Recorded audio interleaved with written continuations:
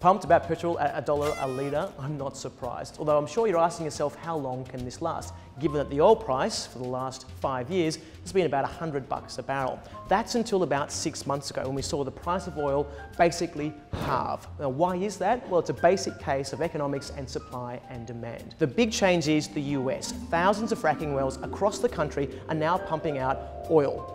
Lots and lots of oil. For the first time in almost living history, the US is exporting oil rather than importing oil. And that means that supply has almost doubled. Now, usually what would happen is that the big oil producing nations like Saudi Arabia, who are part of OPEC, a big conglomerate of oil producers, would ordinarily say to themselves, oil prices going down too low, we will cut production and push the price level back up. That hasn't happened this time. And the reason why is because Saudi Arabia, which is the world's largest supplier of oil, wants to make sure it doesn't lose market share in America. Their big fear is that if these oil producers in the States keep pumping oil out, they're going to lose access to the US market. Now, the other part is a bit of good old-fashioned business skullduggery. Saudi Arabia could produce oil for about $12 a barrel. And even at $50 a barrel, which it is now, they're still very profitable.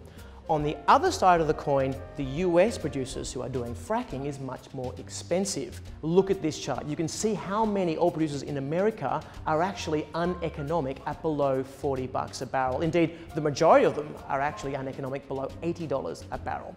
The idea in Saudi Arabia's eyes is if they can keep that production up, they're going to drive these guys out of business, they'll get their market share back in the US, and eventually the oil price will start creeping up.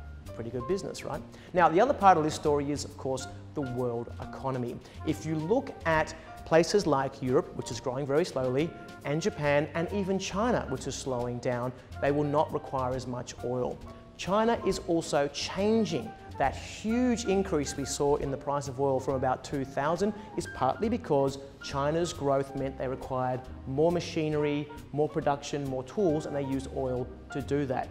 China's economy is changing. It's shifting from production-based to a consumption-driven economy that requires less fuel than before. Now, all this has big implications for the global economy and particularly for Australia because we rely on commodity prices for our economic strength. To find out how this will affect you, head here.